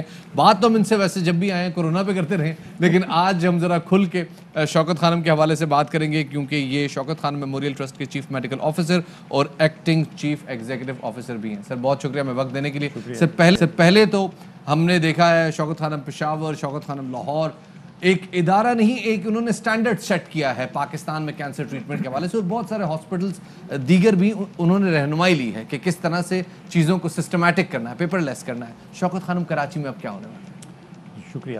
شوکت خانم کراچی جو بنے گا پاکستان کا سب سے بڑا کینسر ہاسپٹل, شوکت خانم ٹرسٹ کا تیسرا کینسر ہاسپٹل ہوگا. اس کی کنسٹرکشن کا کام پچھلے سال اگست میں شروع ہو چکا ہے, اور جیسے آپ نے کہا دسمبر 2023 میں وہ کھلے گا انشاءاللہ. وہ لاہور کا جو ہاسپٹل ہے اس سے دگنا ہے سائز میں. لاہور 5 لاکھ اسکوائر فٹ پہ تعمیر ہے, اور یہ انشاءاللہ 10 لاکھ اسکوائر فٹ پہ کنسٹرکٹ ہو رہا ہے انشاءاللہ. اور اس میں فیسلٹیز بھی ساری ڈبل ہیں لاہور کے مقابلے میں. 400 بیڈز ہیں, 8 آپریشن تھیٹرز کی بجائے لاہور میں جو یہاں 16 ہوں گے, وہاں 5 ریڈیشن کی مشینز ہیں, یہاں 10 لگ رہی ہیں. اینڈ سو ساری جو فیسلٹیز ہیں وہ ڈبل ہیں. لیٹسٹ کٹنگ ایج ٹیکنالوجی کی جو ایکوپمنٹ ہے وہ لگے گی انشاءاللہ. اینڈ نہ صرف کراچی جو خود اتنا بڑا شہر ہے, لیکن پورا انٹیریئر سندھ سے بھی اور جنوبی بلوچستان سے بھی ہم ایکسپیکٹ کرتے ہیں کہ ہم مریضوں کو یہاں سرو کر سکیں. ڈاکٹر صاحب اینولی آپ کے پاس کتنے کینسر کے پیشنٹس آتے ہیں, اور کیا کچھ سہولیات ہیں جو کہ شوکت خانم کی جانب سے ان کو دی جاتی ہیں؟ سو ابھی لاہور اور پشاور ملا کے تقریباً ہم 10 سے 11 ہزار نئے کینسر پیشنٹس ہر سال لیتے ہیں فار ٹریٹمنٹ. اس کے علاوہ ایٹ اینی گیون ٹائم 25 سے 30 ہزار مریض فالو اپ میں ہوتے ہیں جن کا علاج مکمل ہو گیا ہوتا ہے, بٹ ابھی وہ ہم چیک کر رہے ہوتے ہیں ان کو. سو جیسے آپ نے کہا 75% لوگوں کا بالکل فری علاج ہوتا ہے. یہ اس لیے ہے کیونکہ لوگ ہمیں زکوٰۃ دیتے ہیں, عطیات دیتے ہیں, اور ہمارے اپنے جو کلیکشن سینٹرز ہیں وہاں سے جو ہم لیبارٹری کے ٹیسٹ کر کے منافع کماتے ہیں اس سے بھی یہ سروسز سپورٹ ہوتی ہیں, اور کنسٹرکشن اور ایکوپمنٹ کا کام اس سے پورا کیا جائے. ڈاکٹر صاحب مجھے بتائیے گا, آپ نے جیسے کہا کہ جناب 5 لاکھ اسکوائر فٹ پہ لاہور ہے, 10 لاکھ اسکوائر فٹ پہ کراچی بن رہا ہے, تو کیا یہ آپ فیوچرسٹک اپروچ رکھ رہے ہیں کہ یار چونکہ کراچی میں آج کل یہ کینسرز پھیل رہے ہیں تو اس وجہ سے ہمیں اتنی بڑی فیسلٹی کی ضرورت ہے؟ کوئی ایسا تو نہیں ہے کہ لوگوں کو ذہن میں پہلے بات تو یہ آئے گی نا کہ یار جب اتنے سارے مطلب لاہور اتنی بڑی آبادی کو کیٹر کر رہا ہے, کیونکہ لاہور میں پورے پنجاب سے لوگ آ رہے ہیں, کراچی ریلیٹیولی کم آبادی کو کیٹر کر رہا ہے اگر ریلیٹیولی دیکھا جائے پنجاب سے مقابلے میں, تو کوئی ایسا تو نہیں ہے کہ کراچی کی فیسلٹی ضرورت سے بہت زیادہ بڑی ہو رہی ہے؟ نہیں, میرے خیال سے ویری گڈ کویسچن, لیکن میرے خیال سے ہم نے کافی پلان کر کے یہ کیا ہے, کیونکہ لاہور میں بھی اب ہمیں بہت کم جگہ ہے اس وقت, اور لاہور میں بھی ساتھ ساتھ ہم اس سال سپٹمبر میں ایک نئی کلینکل بلڈنگ بنا رہے ہیں جہاں اسینشلی لاہور کا بھی سائز ڈبل ہو جائے گا 3 سال میں. So we have a pretty good idea کہ جتنے مریض آئیں گے کراچی میں, اس کا مطلب ہے کہ پاکستان میں کینسر کا پھیلاؤ गुज़िश्ता सालों के मुकाबले में बहुत ज़्यादा बढ़ रहा है, जिसकी वजह से इतने बड़े अस्पतालों की ज़रूरत है। कैंसर के डायग्नोसिस तो सर्टनली ज़्यादा हो रहे हैं। हर साल अब 1,80,000 के करीब नए कैंसर पेशेंट्स डायग्नोज होते हैं पाकिस्तान में। और डॉक्टर साहब, अब तो मसला ये है कि हम देख रहे हैं कि जवान लोगों में भी कैंसर की तशख़ीस हो रही है, जो कि बहुत ज़्यादा अलार्मिंग बात है। यहाँ पे मैं आपसे भी जानना चाहूँगी कि सिंस पिछले साल से कोविड भी आउटब्रेक हुआ है, उसके बाद से आप लोग की जो कंडीशन है वो और कितनी ज़्यादा प्रॉब्लमैटिक होगी भी, क्योंकि एक तरफ तो आप कैंसर से भी डील कर रहे हैं, दूसरी जानब आप कोविड से भी डील कर रहे हैं। सो अगेन कैंसर के पेशेंट्स जो हैं वो ज़्यादा वल्नरेबल हैं कोविड के लिए, उनकी क़ुव्वत मुदाफ़ियत भी कम होती है, ऊपर से जो हम कीमोथेरेपी की दवाइयाँ देते हैं उससे और वो कम होती है समटाइम्स। सो उनमें कोविड का रिस्क बहुत ज़्यादा है। उसके लिए हमने पिछले साल से काफ़ी सारे मेजर्स लिए हुए हैं, hand hygiene, masking, social distancing के अलावा कि हमने पेशेंट अटेंडेंट्स कम कर दिए हॉस्पिटल में। जितने फॉलो अप के मरीज़ हैं हम उनको टेली मेडिसिन से देख रहे हैं ताकि वो सेफ़ रहें और उनको अननेसेसरीली ट्रैवल ना करना पड़े। पर फिर भी चैलेंजेस तो अभी भी बहुत हैं। मैं चाहूँगा डॉक्टर साहब, हम जो बहुत सारे लोग हैं जो कि ज़ाहिर है शौकत खानम से एसोसिएटेड भी हैं और बहुत सारे लोग हैं जो एसोसिएट होना चाहते हैं। कुछ जो लोगों को क्लियर है कि कैसे डोनेट करना है, क्या चैनल्स हैं, वो तो बिल्कुल जानते हैं, लेकिन मैं चाहूँगा अगर आप इस हवाले से अगर डोनेशन कॉल करना चाहें और लोगों को प्रोसेस समझा दें कि किस तरह से वो शौकत खानम का हिस्सा बन सकें। सो यस, आई मीन हमारे हॉस्पिटल जो हैं वो रिलायंट हैं लोगों की ज़कात और अतियात पे। लोगों को हमारे ऊपर एतमाद है, इसीलिए वो देते हैं और माशाल्लाह हर साल पिछले साल से ज़्यादा वो ज़कात देते हैं हमें, क्योंकि उनको पता है कि सही जगह इस्तेमाल होती है। सो हमारे जो डोनर्स हैं वो ऑनलाइन बैंकिंग से पे कर सकते हैं, बैंकिंग ऐप्स के ज़रिए पे कर सकते हैं, क्रेडिट कार्ड और डेबिट कार्ड के ज़रिए डायरेक्टली डोनेट कर सकते हैं। और हमारा नंबर है 0800 11 555। अगर वो उस पर कॉल करें तो हमारे रिप्रेजेंटेटिव्स आके उनके पास कैश या चेक कलेक्ट करके उसी वक्त इलेक्ट्रॉनिक रिसीट भी उनको दे सकते हैं।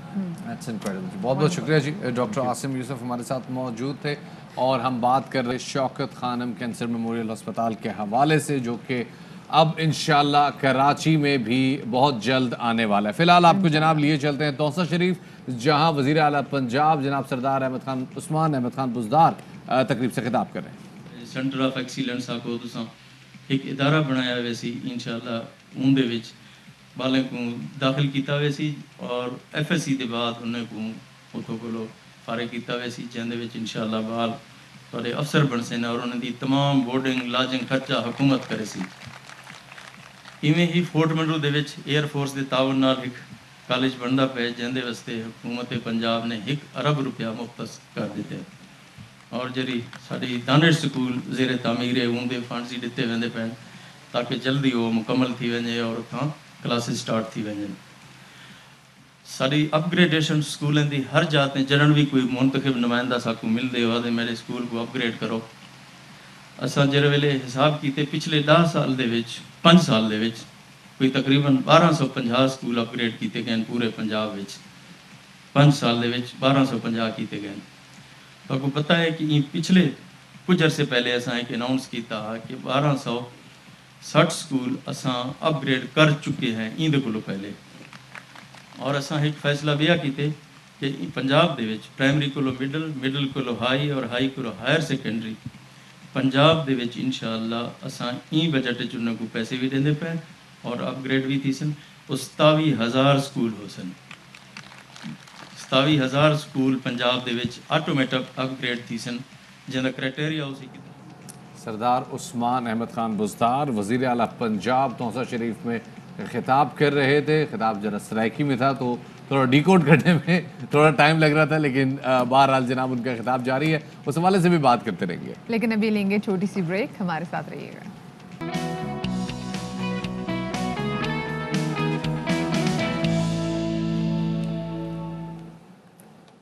ब्रेक के बाद खुशामदीद कहते हैं शाम रमज़ान में और ख़वातीन और हज़रात कुछ लोग रूठ कर भी लगते हैं कितने प्यारे। ये आपने गाना भी सुना होगा और इस आवाज़ को भी आप पहचानते होंगे और इसी आवाज़ के जादूगर और वर्सटाइल गुलकार अहमद रुश्दी के मद्दाह आज उनकी 86वीं सालगिरह मना रहे हैं। और इन सारे गानों में एक गाना जो मुझे बड़ा पसंद है वो 3 चेयर्स फॉर भाभी हिप हिप हुर्रे। वो हर शादी में, हाँ जी यस, कोको कोरीना भी हर शादी में बजा वो गाना। खैर एनीवे ये मामले बाद में रखेंगे जनाब। فی الحال اب ذرا بات کرتے ہیں اوورسیز پاکستانیوں کی. بالکل جی, اوورسیز پاکستانیوں کی مشکلات کے حوالے سے بات کریں گے. تھوڑی بہت کم ہونے لگی ہیں قانونی حوالے سے, کیونکہ اوورسیز پاکستانیوں کے لیے پنجاب حکومت نے ایک اہم قدم لیا ہے کہ اوورسیز پاکستانیوں کے عدالتی مقدمات کے لیے اسپیشل کورٹس کے قیام کا فیصلہ کیا گیا ہے.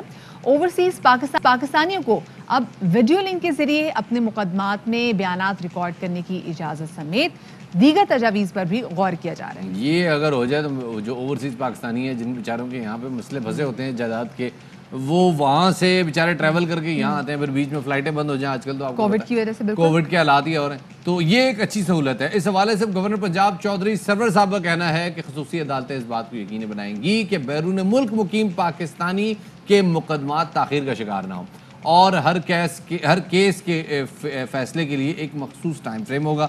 اور گورنر پنجاب نے کہا ہے کہ پاکستان کی معاشی مضبوطی میں اوورسیز پاکستانیوں کا کردار تو آپ کو پتہ ہی ہو, بڑا قابل تحسین ہے.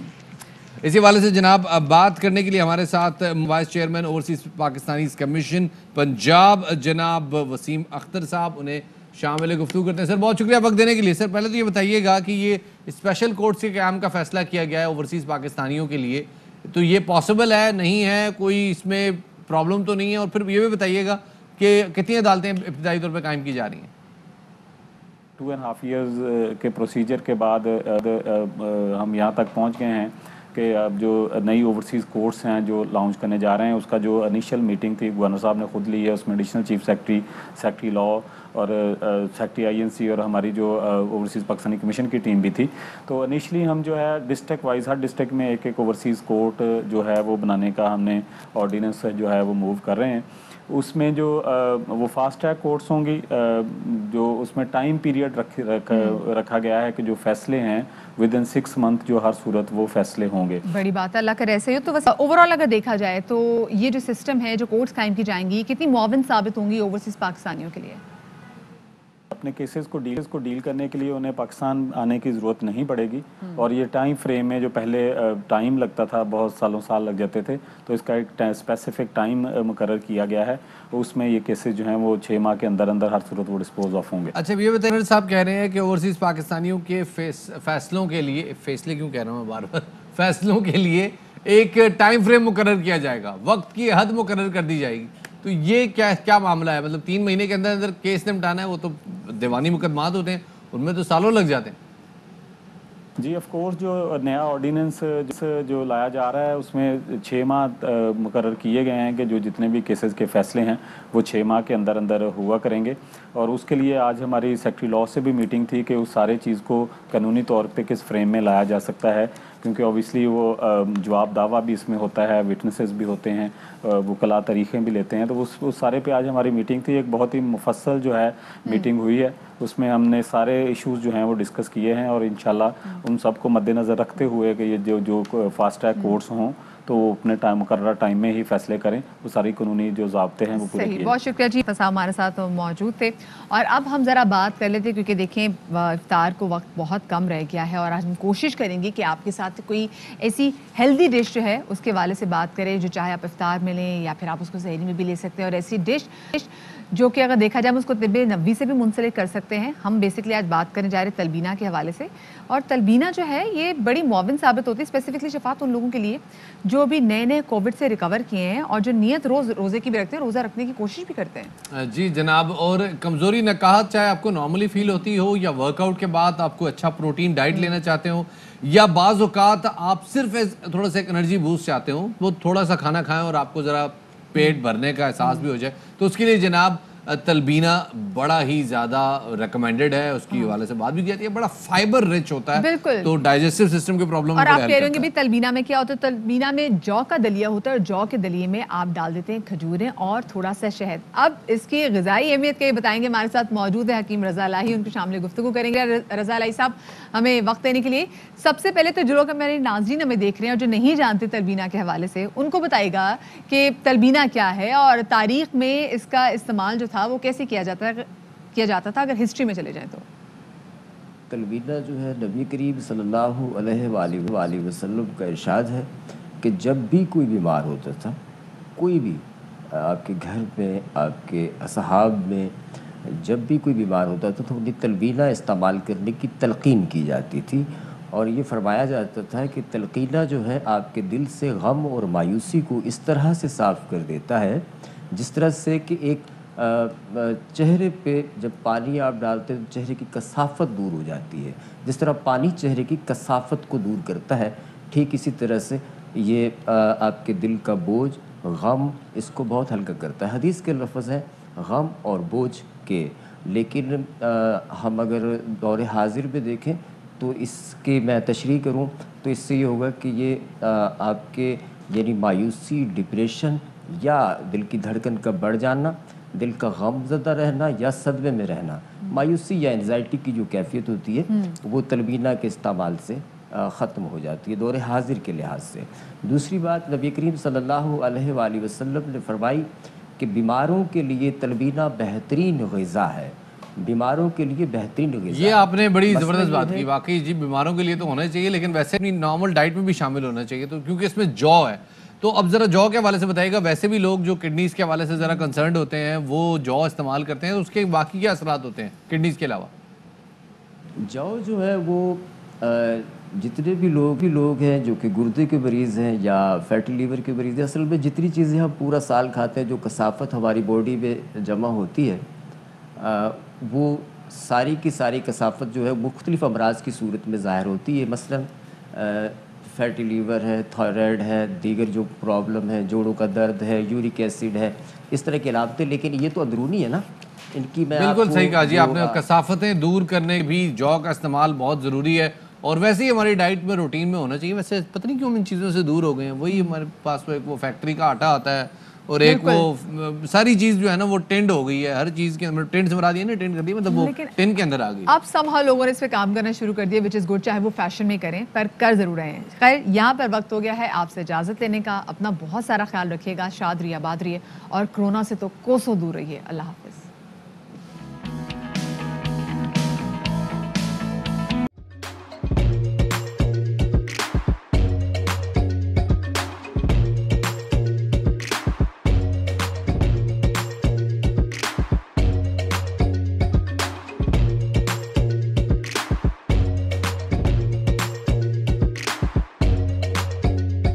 Instead of saving up for a new toy or a trip to Disney World, a 7-year-old بدلاً من توفير لعبة جديدة 来自阿拉巴马州的一名7岁女孩没有花 एक नए खिलौने या डिज्नी वर्ल्ड की यात्रा के लिए बचत करने के बजाय Alabama Anstatt für ein neues Spielzeug oder eine Reise nach Disney World zu sparen, hat Anstatt für un neus Kielzeug et une reise nach Disney World zu sparen